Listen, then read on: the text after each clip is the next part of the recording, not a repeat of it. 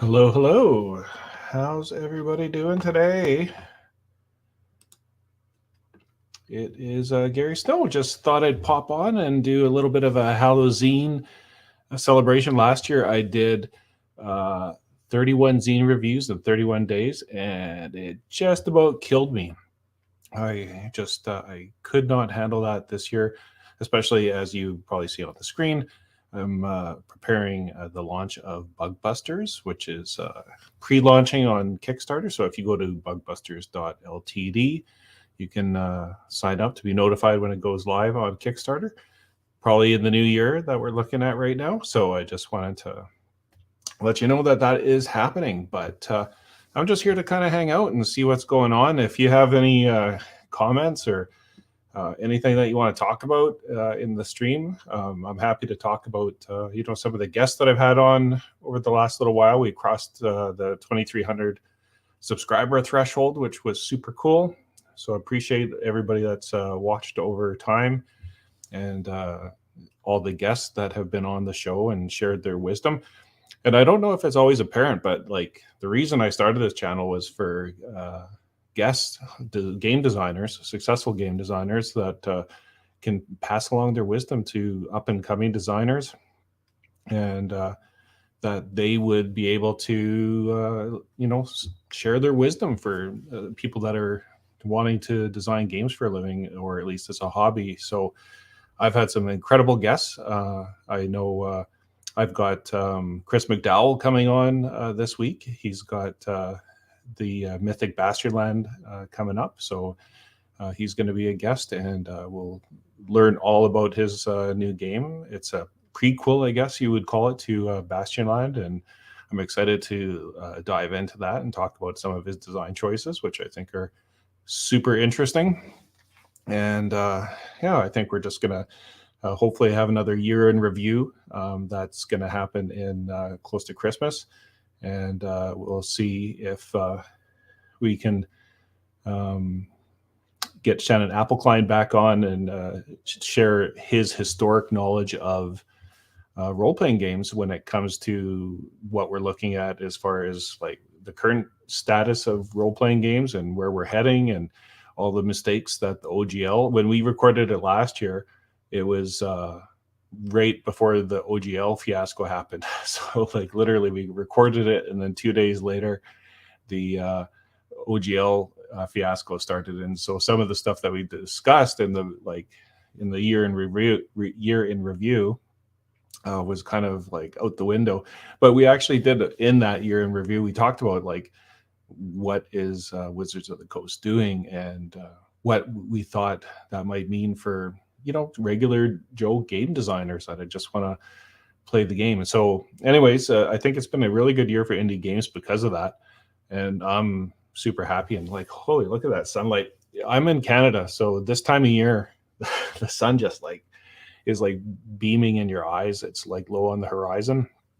So sorry for the glare and everything like that, but I'm gonna look at maybe some zines and just kind of chit chat. If you guys have any comments and you want to talk about a particular subject, or want my humble opinion on a particular subject, I'm happy to put your comments on the screen, and we can just talk and just hang out and enjoy Halloween. And I am in my Bugbusters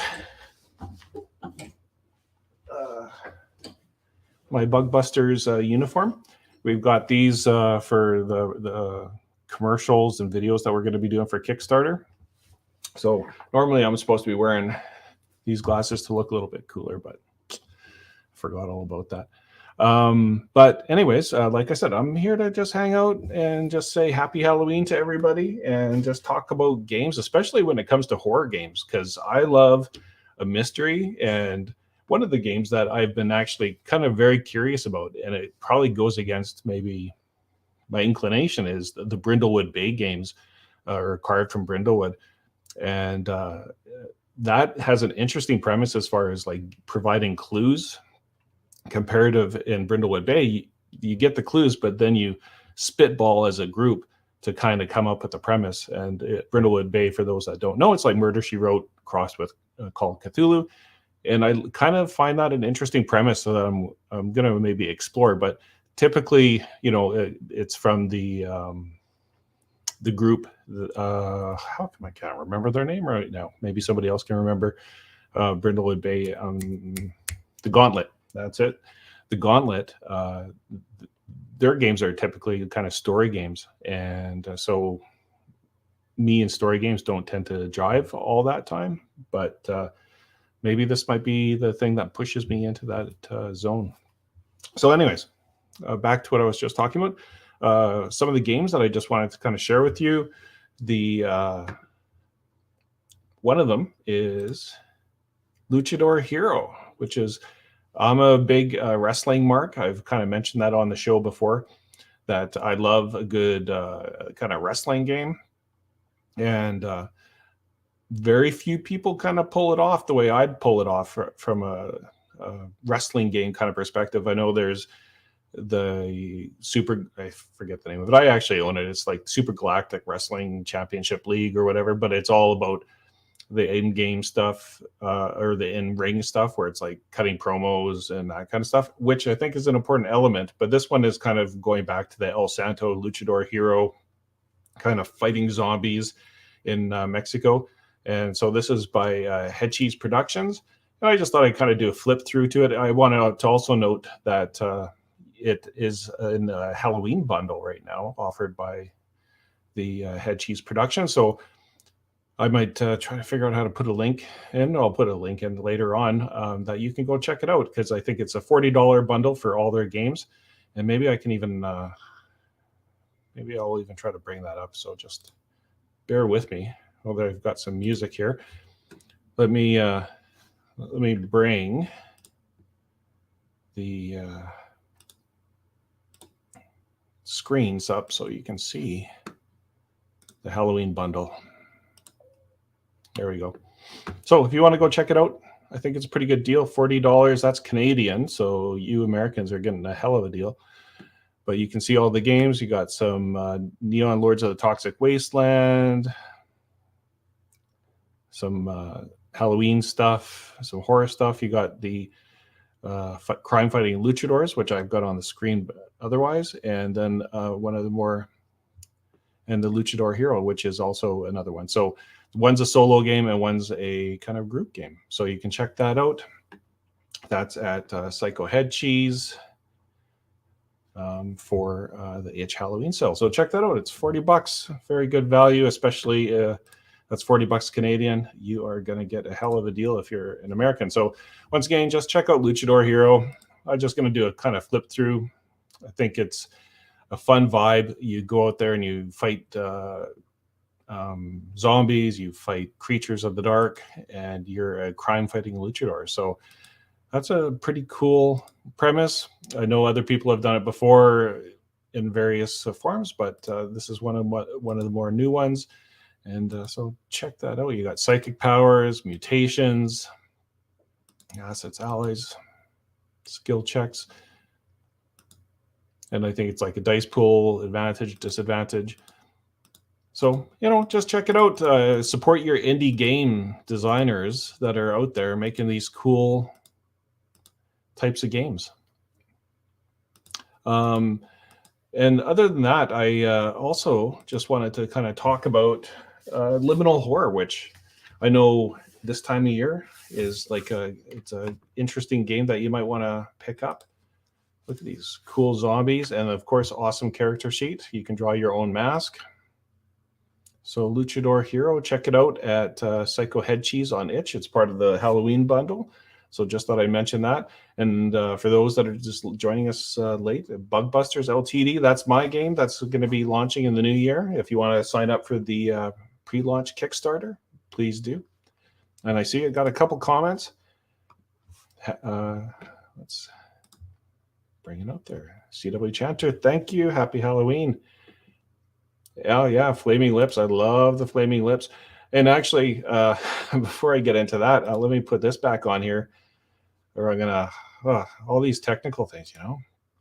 Let me add, I got a playlist that I made for Bug Busters. So I'm going to present that. And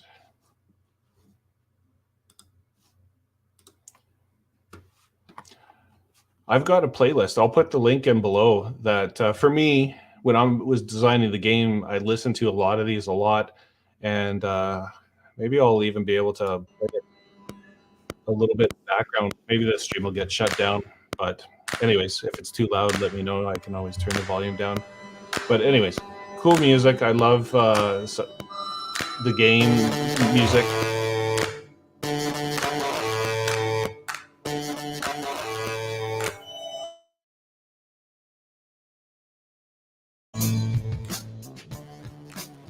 So I've got a whole playlist of what I consider Bugbuster type of music, and I'll put the link in there so that you can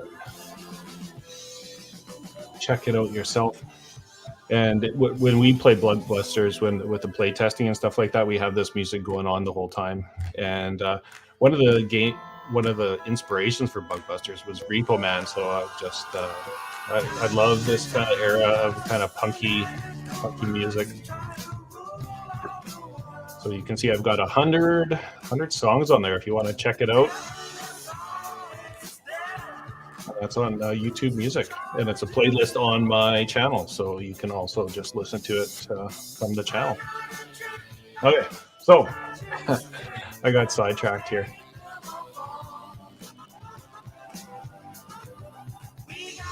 Studio Chanter, yeah, I had its mixtapes are part of the game design, because like what better way, like when you're talking to somebody, you go, what music do you like, what movies do you like, and then you kind of get a vibe on who that person is. Like, do you like Star Wars? No, well, I don't like you, type of thing. And same with some of these songs, like hopefully they resonate with people that play Bugbusters. And but you can come up with your own music. If you were in the 70s, you could, or if you were like an older Bugbuster and you were still like living in the 70s, you could have some 70s music, and that would be part of your vibe, is maybe be bugged by some of the younger ones that were stuck in the 70s wearing bell bottoms or whatever the case might be. Okay, so where was I?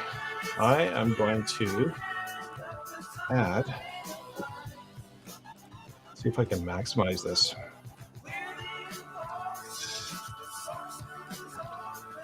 Liminal Horror.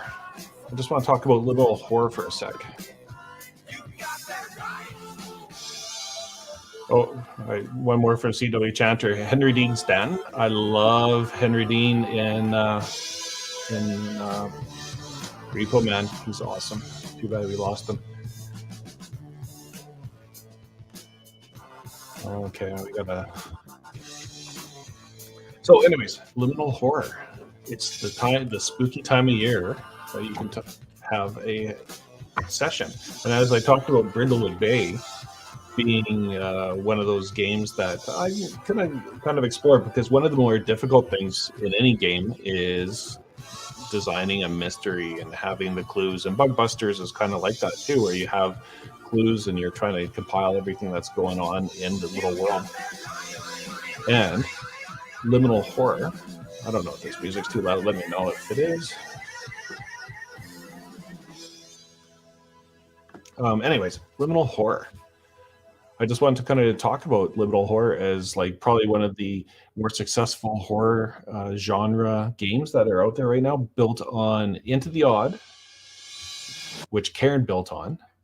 And then, well, actually, if we want to back it up, it's Into the Odd, and then a Weird North took some of the Into the Odd, and then Karen took Weird North, and then Liminal Horror took from Karen. So if you back it all up, like I said, I'm going to have Chris McDowell on the show here in this coming week, and we can talk a little bit more about all the influences that Into the Odd has had.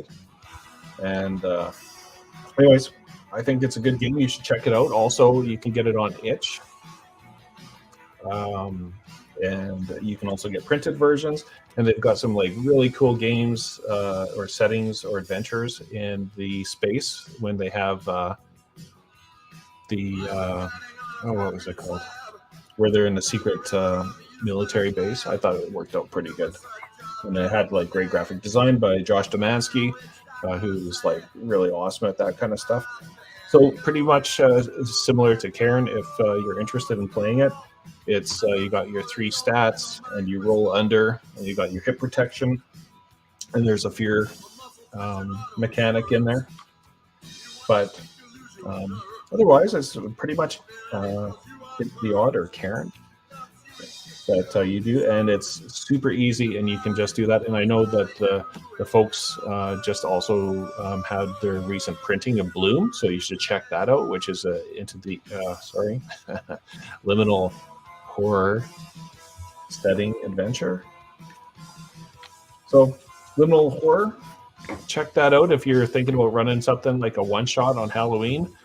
And boy, I wish I could remember the name. I can't remember the name of that awesome layout. It was like one of my favorite games of the year.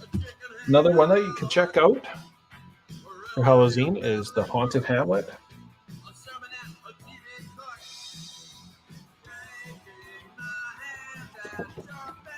And this has one of my favorite things is when you do like a location-based adventure where it's kind of like you've got some like just cool locations, cool NPCs, cool stuff that's happening, and then you just explore that space, and then anything can happen. And so in here they've got the different spaces of the gold mine, the ladder in,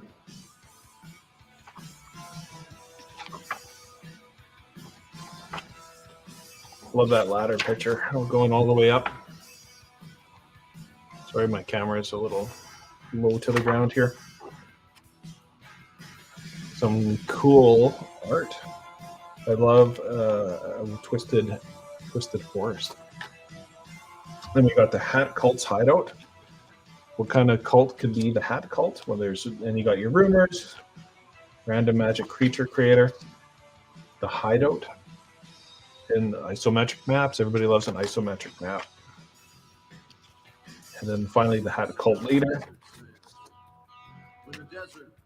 Super cool art. And then finally the Haunted Hamlet itself, which is also a very cool setting. And then the priest's house, smith's house, wizard's house, and the smith's forge. So this is for old school essentials. So if you're thinking about running kind of a Halloween-y old school essentials game tonight for Halloween, if you're not out trick-or-treating or handing out candy yourself, I suggest checking out the Haunted Hamlet. So between those two, Liminal Horror. So that's once again like an Into the Odd hack, although people would say Karen hack, but I'll say Into the Odd hack. And then the Haunted Hamlet, which is for OSC. That's another cool thing that you might want to check out for tonight.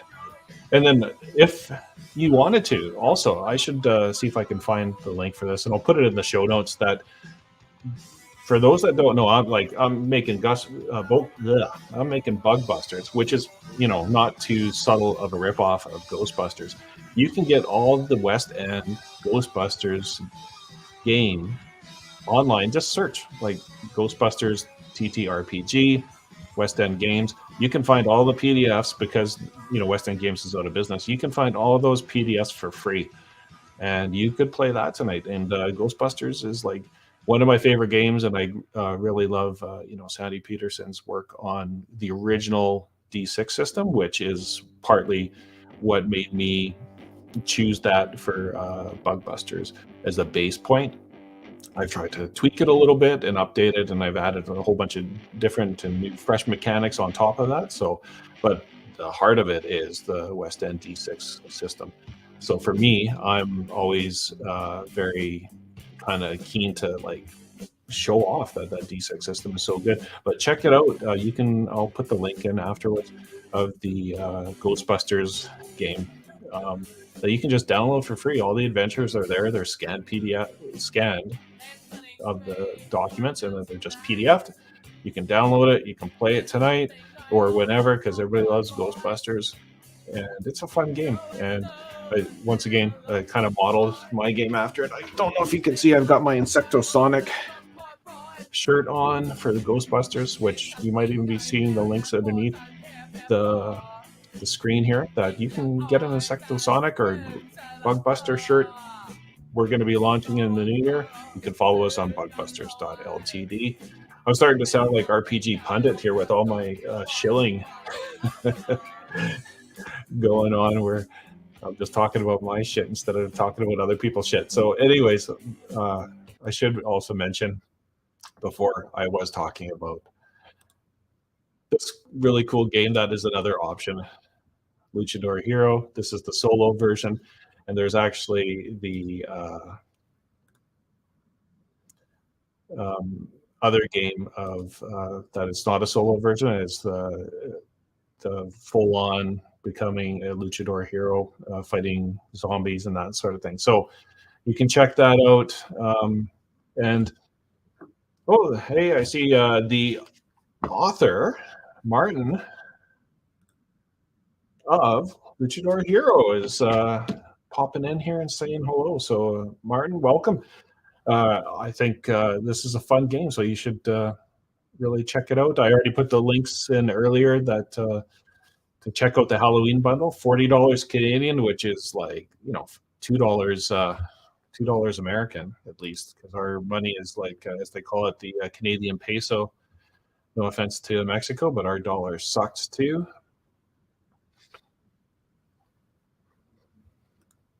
But yeah, there's like lots of fun games that you can play for Halloween, and check it out. And I hope everybody's doing good. I think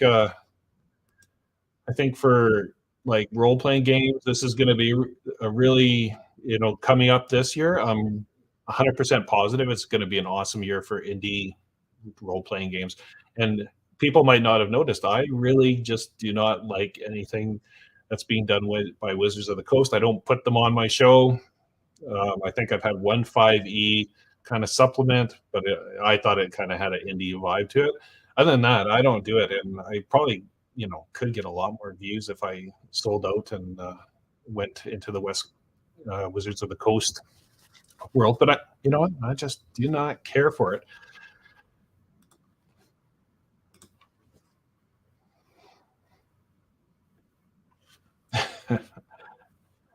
Exactly. So anyways, I just and you know, I should also mention, if you are an indie game designer, I've got my own little way to help promote games. It's called Game Pitch, and you know, pretty much if you have an OSR or kind of indie game that you want to pitch, I'm more than happy to kind of have you on here and talk about it. For me, it's fun. I really like learning from all the different designers and their take on things, and learning about how they approach their game design. So anyways, I just wanted to pop on. No, you don't like Wizards of the Coast? That is probably not surprising to anybody. But you know, it's one of those things that I was very happy to see when they did that indie game month with a lot of the Wizards of the Coast D&D supporters. And I don't know, the part of me was like, well, you're kind of slumming it, hanging out with our indie crowd. But anyways, I was very happy to see that they're promoting some of the indie games, but I don't think they went deep enough. I thought, you know, they were, you know, talking about like, you know, Call of Cthulhu being like an alternative to Wizards of the Coast 5e, and I was like, come on, there's like way more games that you could feature. So anyways, I just wanted to say there's a couple things that you could check out. OSE, Haunted Hamlet, Liminal Horror. We talked about Luchador Hero that we had on the screen there.